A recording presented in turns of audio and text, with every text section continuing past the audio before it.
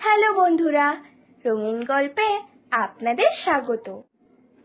আমাদের গল্পগুলি যদি আপনাদের ভালো লেগে থাকে তাহলে আমাদের চ্যানেলটাকে সাবস্ক্রাইব করে পাশে থাকা বেল আইকনটিকে ক্লিক করে দেবেন।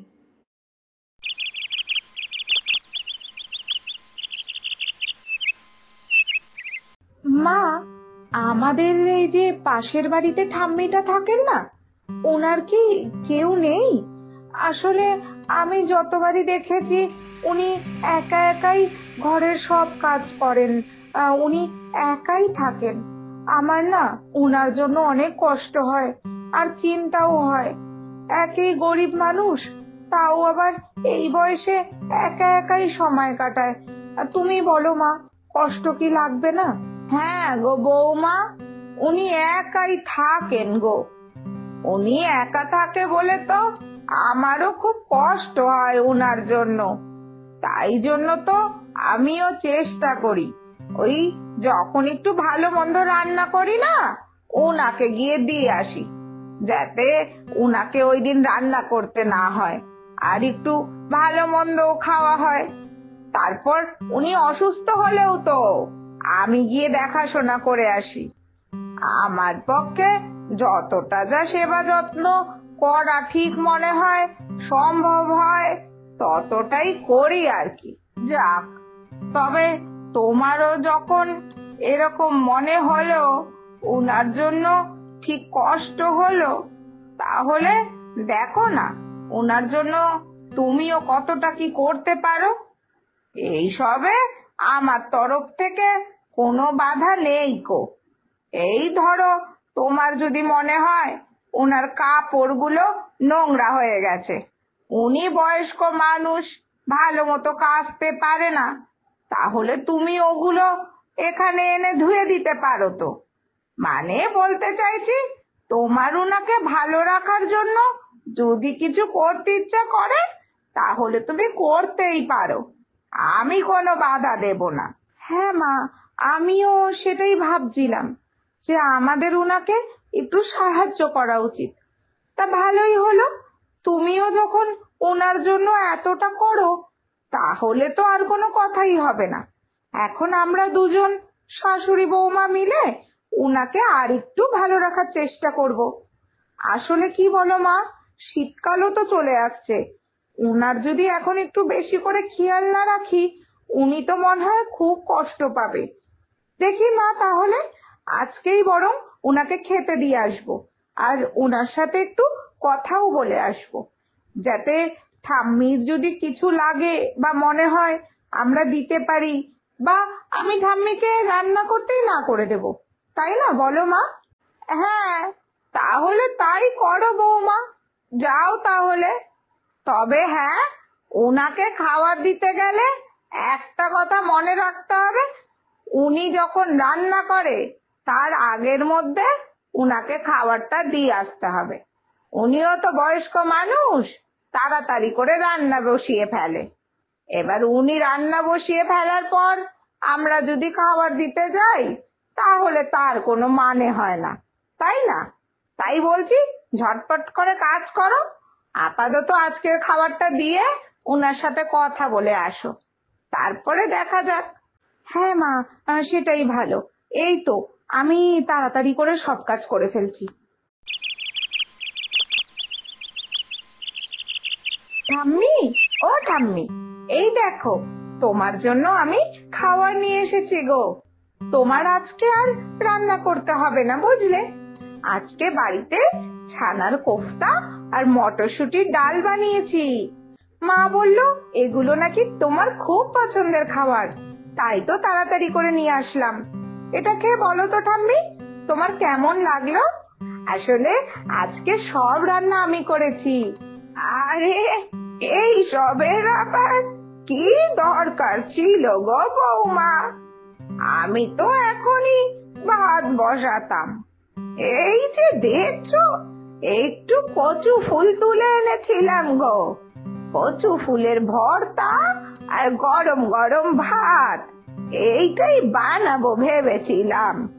তুমি আবার এত কিছু কেন করতে গেলে বলো তো? এমনি তোমার শাশুড়ি মা মাঝে মাঝে আমাকে এসে দিয়ে যায় খাবার। কিন্তু মা, আমি যে গরিব মানুষ, এই সব ভালো মন্দ খাবারের অভ্যাস করলে আমার যে হবে না গো। আরে ঠাম্মি, এইভাবে কেন বলছো বলো তো? এখানে কি এমন দামি খাবার দাবার আর ভালো মন্দ খাবার আছে বলো তো? কিছুই তো আনতে পারিনি তোমার জন্য, এই তো সব সামান্য ঘরেরই আয়োজন।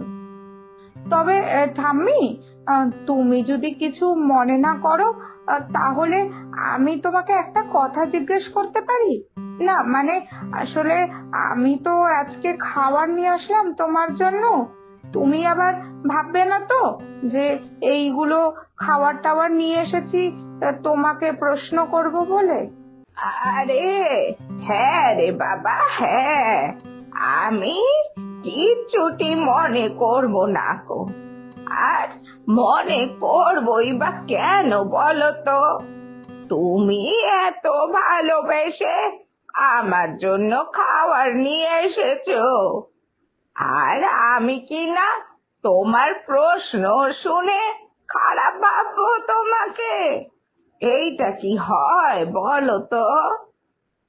কি জিজ্ঞেস করবে মা, করো, আমি তো কোনো কিছুরই খারাপ ভাবছি না, বলো কি বলবে। বলছি যে ঠাম্মি, তুমি তো একাই থাকো, মায়ের মুখে যা শুনলাম তোমার এমনি তো কোনো আত্মীয় স্বজন নেই, কিন্তু তুমি জানো, তুমি না পুরো আমার ঠাম্মির মতো। তাই তোমাকে ভালো রাখতে পারলে না আমার খুব ভালো লাগবে জানো তো। তাই জন্যই তোমাকে জিজ্ঞেস করছিলাম আর কি, কালকের থেকে যদি আমি তোমাকে রোজ খাবার দিয়ে যাই তাহলে তুমি নেবে তো? আর আমি যদি তোমাকে টাকা পয়সা দিই, মানে ওই তোমার হাত খরচ হিসাবে, তাহলে তুমি ওটাও নেবে তো ঠাম্মি? তুমি তুমি যদি ওগুলো নাও না, আমি খুব খুশি হব জানো তো।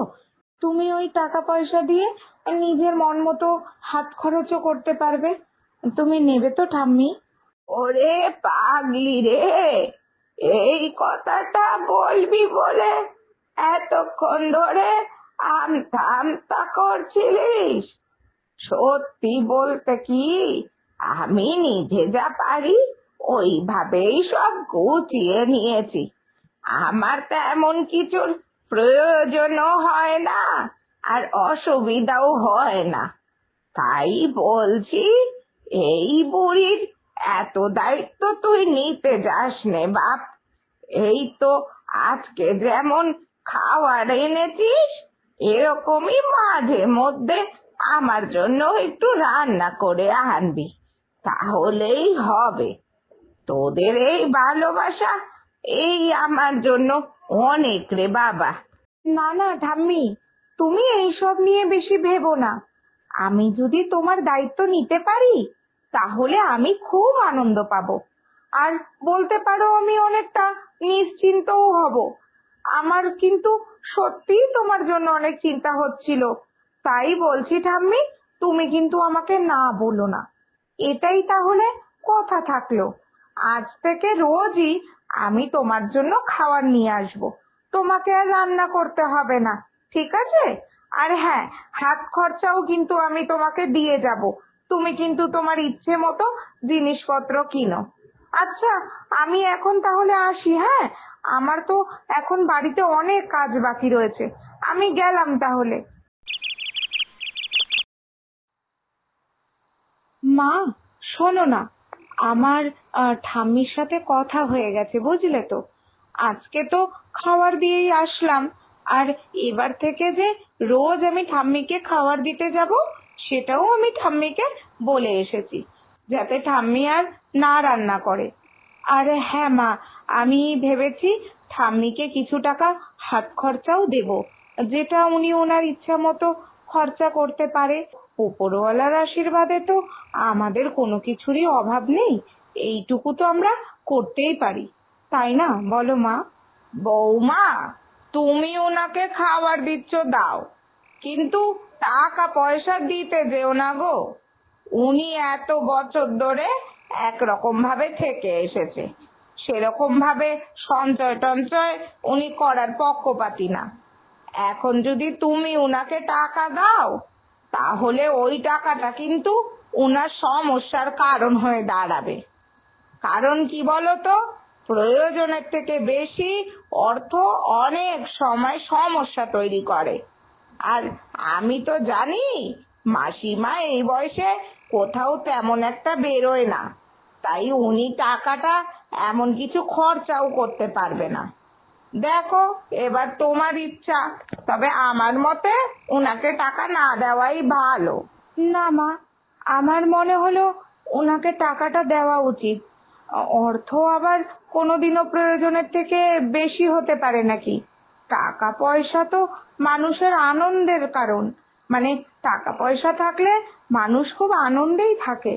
তাই বলছি মা, আমি টাকাটাও ওনাকে দিই, তুমি দেখো উনি খুশি হবেন। এইবার তো বৌমা তোমার ইচ্ছা, আমি আর কিছুই বলছি না।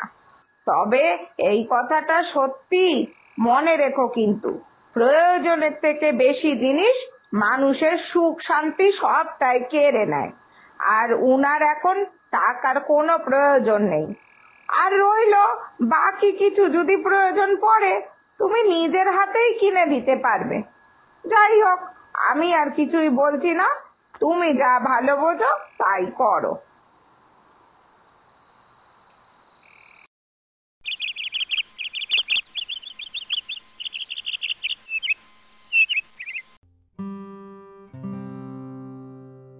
এই যে ঠাম্মি, তোমার খাওয়ার সময় মতো কিন্তু খেয়ে নিও কেমন?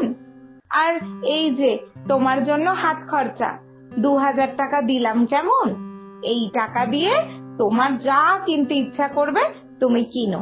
তোমার এই হাত খরচা শেষ হয়ে গেলে আবার আমাকে বলো কেমন, আমি আবার দেব। তবে আশা করি 2000 টাকা দিয়ে তোমার 1 মাসের হাত খরচা হয়ে যাবে, তাই না বলো? এত টাকা আমাকে দিলি, তাও আবার হাত খরচের জন্য?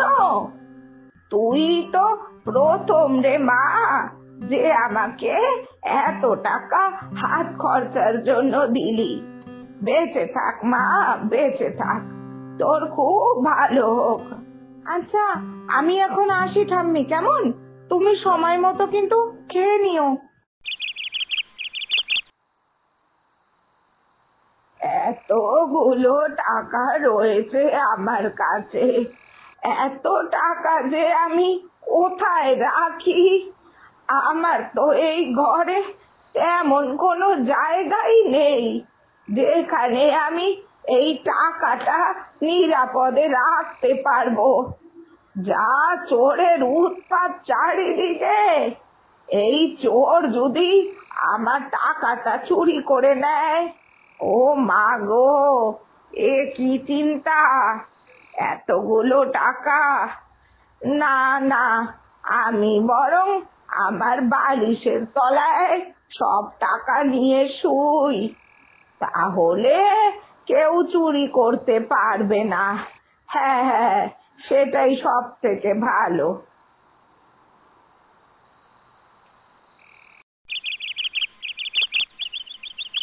ঠাম্মি, এই যে তোমার খাবার এনেছি। বৌমা, খাবার এনেছো, খুব ভালো কথা। তবে এই নাও তো তোমার দেওয়া 2000 টাকাটা, আগে নাও। এই টাকার চিন্তায় আমি কত রাত ধরে ঘুমাতে পারছি না। এই বুঝি চোর আমার ঘরে চুরি করতে আসে, এই চিন্তায় গো আমি চোখের পাতা এক করতে পারছি না। আমার এই টাকাটার কোনো প্রয়োজন নেই বৌমা, আমার যদি কিছু লাগে আমি তোমাকে বলবো, তুমি এনে দিও। আমার টাকা লাগবে না। এই যে প্রয়োজনের বেশি টাকা আমার রাতের শান্তির ঘুম কেড়ে নিয়েছে। তার মানে মা তো ঠিক কথাই বলেছিল যে ওনার টাকার কোনো প্রয়োজন নেই। প্রয়োজনের থেকে বেশি টাকা মানুষের সমস্যা তৈরি করতে পারে। এই কথাটা যে এতটা মিলে যাবে আমি সত্যিই ভাবিনি। না থাক, অকারণে ঠাম্মিকে চিন্তা দেওয়ার কোনো মানে হয় না। আমি ঠাম্মিকে ভালো রাখতে চাইলাম, উল্টো আমিই ঠাম্মির ঘুম কেড়ে নিলাম। ছি ছি ছি, এটা আমি মোটেই ঠিক করিনি। আমার প্রথম থেকেই মায়ের কথাটা শোনা উচিত ছিল। যাক, তবে যা হওয়ার হয়েছে। আজকে থেকে ঠাম্মির কাছে আর আমি টাকা রাখবো না। ঠাম্মির যা প্রয়োজন হবে আমি এনে দেব। তাতে করে ঠাম্মি অন্তত নিশ্চিন্তে ঘুমোতে তো পারবে।